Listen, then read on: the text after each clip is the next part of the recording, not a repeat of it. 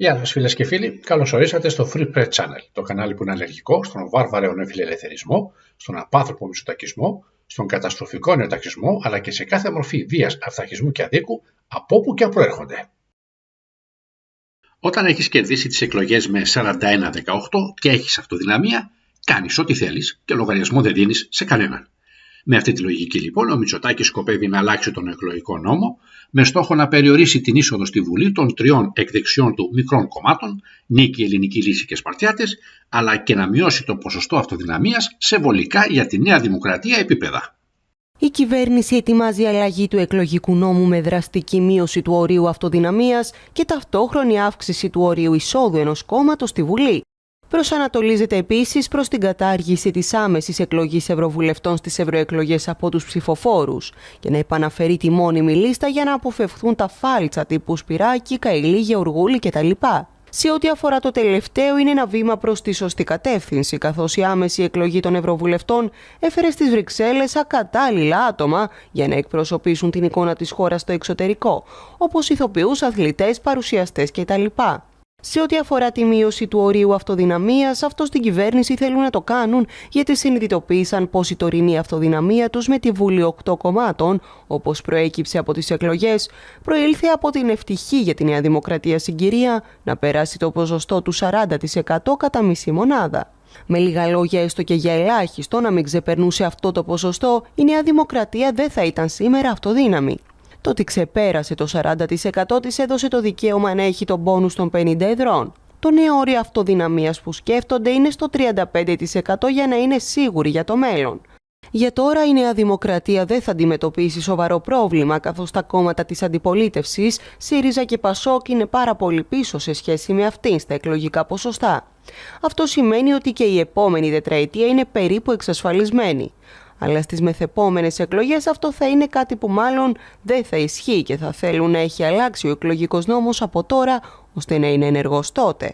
Θέλουν όμως να αυξήσουν και το όριο εισόδου στη Βουλή, να το πάνε στο 5% ή αν δεν μπορέσουν έστω να το πάνε στο 4%. Εάν καταφέρουν και ανεβάσουν το όριο εισόδου στο 5% ακόμα και στο 4%, πολλά από τα κόμματα που εισήλθαν στη Βουλή με βάση τα τωρινά τους εκλογικά ποσοστά δεν θα εισέλθουν ξανά. Στη Νέα Δημοκρατία θεωρούν πως σε αυτό θα βρουν πρόθυμους συμμάχους και το ΠΑΣΟΚ και το ΣΥΡΙΖΑ. Ειδικά ο ΣΥΡΙΖΑ, εκτός του ότι θα ήθελε να μην μπαίνουν στη Βουλή Σπαρτιάτες, το ίδιο θα ήθελε να συμβαίνει και με την πλεύση ελευθερίας. Ο Ντόναλντ Τραμπ Τζούνιορ, γιος του πρώην Αμερικανού Προέδρου, ξεσπαθώνει κατά της αίρεσης, όπως το αποκαλεί, του Παγκόσμιου Οικονομικού Φόρουμ, του νεοταξίτη Klaus Schwab με την μεγάλη επανεκκίνηση.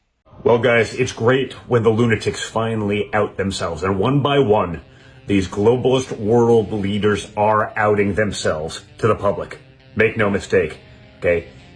At the World Economic Forum, former British Prime Minister Tony Blair calls for a national digital infrastructure. We should be helping countries to develop a national digital infrastructure which they will need for these future vaccines. What future vaccines? Why do we need to take them? Have we not learned perhaps what happens from them? This is some scary stuff. They're going to come down the line. The world is resisting more than these people can fantasize. Finally, people understand that it's not about COVID or the climate. These are just the tools for these guys to get you to fall into line, to do what they say. Watch for yourself. And see. I think there's a huge impetus now for a national digital infrastructure. Digitization in healthcare is, I think, one of the great game changers. You know, we should be helping countries to develop a national digital infrastructure, which they will need with these new vaccines. And then, you know, finally, it's also about showing people and showing the political leadership that you can make a positive difference to your healthcare system by adopting these measures because they've got an impact beyond any particular disease or pandemic. Okay, the World Economic Forum, this is a cult. Okay, you've read about Klaus Schwab, its leader. These are the globalists. These are the people that want you eating bugs and eliminating meat and eliminating your ability to own anything independently, but you'll take care of you and you'll be really, really happy. They're pushing communism times 10. This is insanity, but we're letting them get away with it. These are some of the most powerful people in the world. They're rushing to Davos in thousands of private planes with a carbon footprint like no one would ever imagine, while simultaneously lecturing you on using a gas stove or a car. These are the biggest polluters in the world, telling you how you should live, but they know they're powerful enough that they won't have to actually comply with these things. These people, in my mind, are absolutely evil. And, we don't want them having your digital records. We don't want them implanting chips in us. We don't want them being able to use their social credit score that they deem, not based on fact, but whatever Klaus Schwab or his cohorts tell us, to just shut off your car, your electricity. Hell, once they put the chips in you, perhaps even your body. I know, it sounds so out there. It's very, very out there, except when you look at what's actually going on, right? Everything that's talked about, the New World Order, it's another conspiracy theory, folks. Everything's a conspiracy theory until a few months later when it's proven to be 100% right. And why would we need a digital infrastructure with these new mRNA vaccines?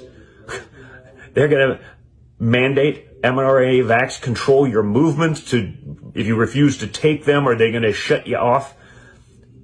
Honestly, is it that far-fetched right now? You know, it sounds... Even a few years ago, if you said that, you'd be like, wow, that's crazy. Until you look at how they're behaving, what they're telling us we should consume, what they themselves do, and the hypocrisy, no more. We're not communist China, and we're not going to tolerate it. Enough is enough. Stop giving these people credibility. Stop giving them power. And when they try to take it, make sure you recognize that and make sure you don't support these clowns. Μια νεαρή Γαλλίδα, 25 ετών, μιλάει στον φακό για τον τρόμο που βίωνε κάθε φορά που πήγαινε σπίτι της εξαιτίας των ενοχλήσεων αργόσχολων μουσουλμάνων. Εμένα πάντως η περιγραφή της μου θύμισε ομόνοια.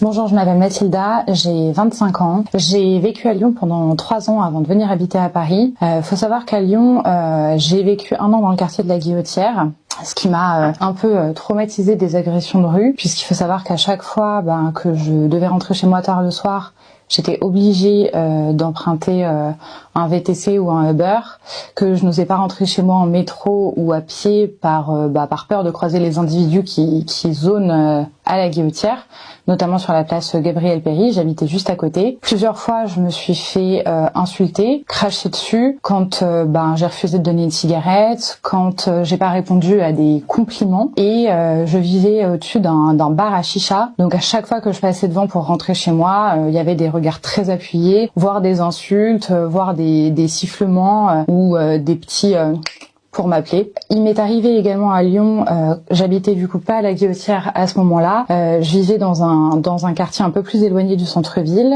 Un soir, je suis rentrée de mon bal de promo de la fac, donc je suis rentrée à l'époque en métro, j'étais un peu insouciante, voire inconsciente, assez tard du coup le soir dans ce quartier reculé, donc une rame complètement vide. Il y avait qu'un seul individu avec moi du coup dans la rame, c'était un homme, je pense d'une 30aine d'années, d'origine africaine, très grand. Il est descendu au même arrêt que moi, donc là où j'habitais, et quand je suis montée l'escalator, il était en fait juste derrière moi dans l'escalator. Et il a commencé en fait à me caresser les cheveux. Donc je me suis retournée, j'ai eu peur, et là j'ai vu que c'était lui en fait qui était juste derrière moi dans les marches de l'escalator et qui me touchait les cheveux. Donc là j'ai paniqué, j'ai commencé à courir. Donc j'habitais en fait juste à côté de la sortie de métro. J'ai couru de toutes mes forces, enfin j'ai même du mal à me rappeler exactement ce qui s'est passé pendant peut-être les 30 secondes de course, mais en fait il criait derrière moi en courant aussi, et il me disait « Elvira, retourne-toi ». Et en fait il a couru derrière moi jusqu'à temps que j'arrive devant mon bâtiment, donc j'avais un badge et c'était des portes qui s'ouvraient de manière automatique. J'ai réussi à rentrer, lui aussi en fait a réussi à rentrer, mais il y avait 2 escaliers qui partaient comme ça, j'en ai pris un et je pense que lui s'est trompé. Heureusement pour moi d'escalier, il a pris l'autre, donc il m'a pas retrouvée. Mais il faut savoir que après ça, je suis restée donc assise derrière la porte de mon appartement pendant plusieurs heures pour être sûre en fait qu'il ne retrouve pas mon appartement, qu'il essaye pas de rentrer chez moi. J'étais terrorisée, j'étais en pleurs et ça m'a vraiment extrêmement choquée. Donc voilà, très très mauvaise expérience à Lyon. J'ai évidemment après ça pris toutes les précautions possibles. J'étais choquée, donc évidemment j'ai déménagé. Je suis plus jamais rentrée chez moi en métro seule, et j'avais très peur le soir quand j'étais seule dans la rue et qu'il faisait nuit.